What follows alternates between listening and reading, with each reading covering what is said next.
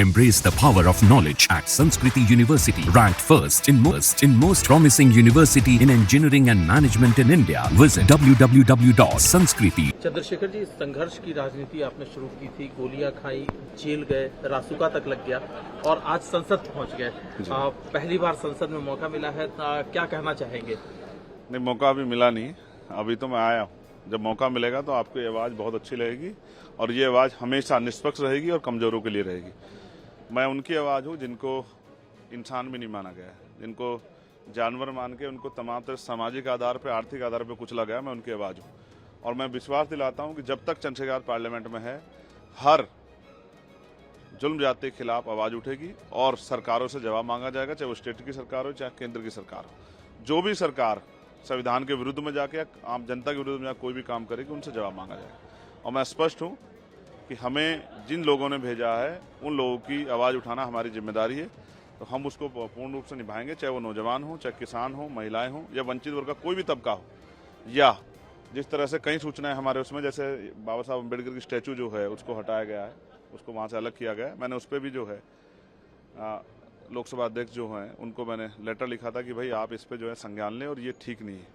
तो मेरा पूरा प्रयास रहेगा कि जो भी यहाँ कानून बनेगा और वो कानून अगर उसमें कोई खामियां होगी तो हम लोग उसमें कोशिश करेंगे कि उसका विरोध दर्ज करा के उसमें सुधार कराएंगे, सरकार का ध्यान आकर्षित करें।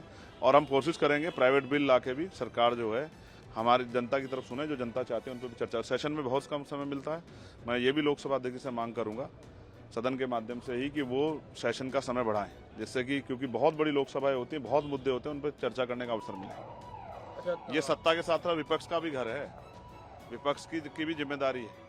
तो सत्ता पक्ष जो है सिर्फ अपने लोकसभा सांसदों के बारे में ना सोचे, उनके क्षेत्रों के, तो विपक्ष को जो जहां जीत का है उनके बारे में सोचना है। मेरे जैसे लोग व्यक्ति के क्षेत्र के बारे में सोचना चाहिए।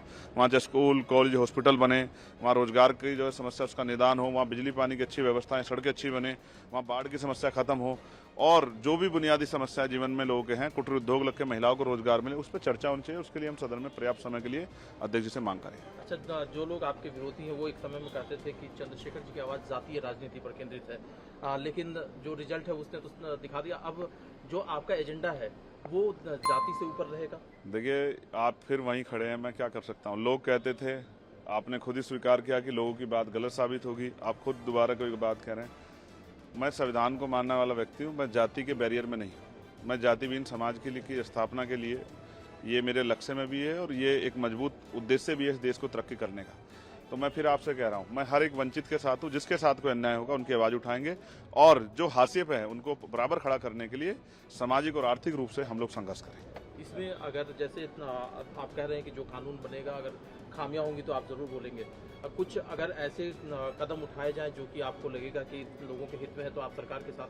देखिए, मैंने सरकार की बात ही नहीं है ना, बात कानून की है।